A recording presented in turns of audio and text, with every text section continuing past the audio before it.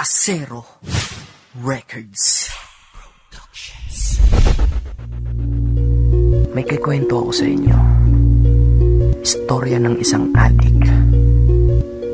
Hambog ng Sagro. Isang binata, ang pangalan ay Vicente. Asal niyang pangkalye, akala niya disente. May pagka-violente ang kanyang mentalidad, dahil masasamang tao kasama niya sa pag-edad. Kanyang ina ang bumubuhay sa kanya.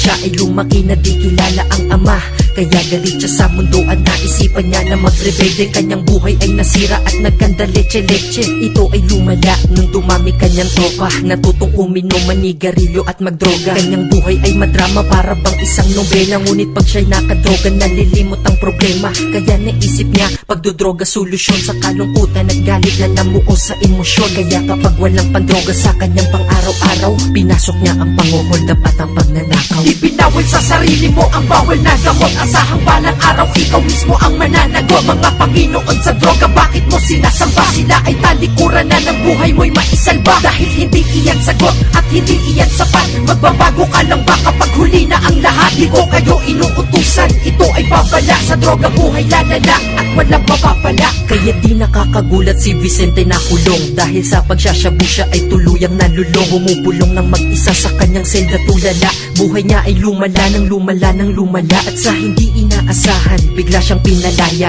Kanyang ina ay nandyan kahit siya nagkasala. Kanyang ina ay nag-ipon para sa pangpiyansa. Hindi siya matiis kaya binibigyan ng tsansa. Kahit paulit-ulit siyang bumabalik sa rehas, pagmamahal ng nanay niya walang kaparehas. Ngunit di siya nagbago, puso niya ay puro galit. Nagnanakaw siya ng gamit para lamang makagamit, at siya ay nangahablot kapag nalaman niyang may traffic. Gagawin niya ang lahat basta sa kanyang pag-aadik. Si Vicente ay nabuhay, naganap na kriminal. Akala niya ay tama ang mga gawaing illegal.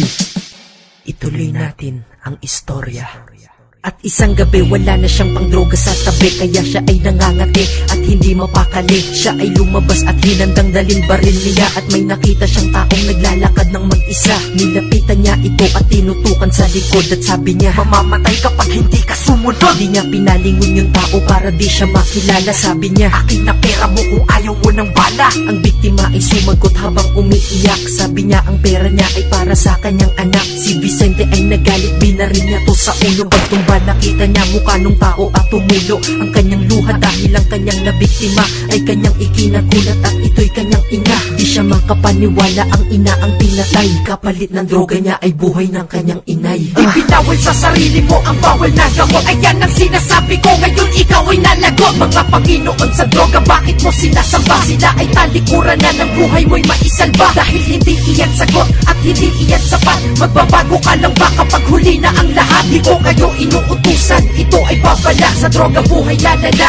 at walang mapapala. Ito ay kwento ngunit naganap na sa tunay na buhay, dahil dyan sa droga kay daming tinubuan na mga sungay. Imbis na pagulungin ng buhay para may tumulong, mas pinili mong bato ang iyong pinapagulong. Kausapin ng sarili, salamin iyong titigan, at pilitin pagdodroga ay pigilan at tigilan. Dahil si Vicente ay nasira dahil sa bato, at si Vicente ay ako, inaamin ko ako. Dahil lamang sa bato, aking inay, aking nadama. Siya nakakaintindi sa akin at siya ang karamay. Yung gabi siya'y nabaril at bago siya bumitaw, siya ay umiti sa akin at ako'y mag-ingat daw. Kaya sa mga tulad ko, magbago na kayo habang di pa huli lahat. Dahil sa akin huli na to at ako'y napagod na. Nais ko'y kapayapaan, susundan ko na aking ina.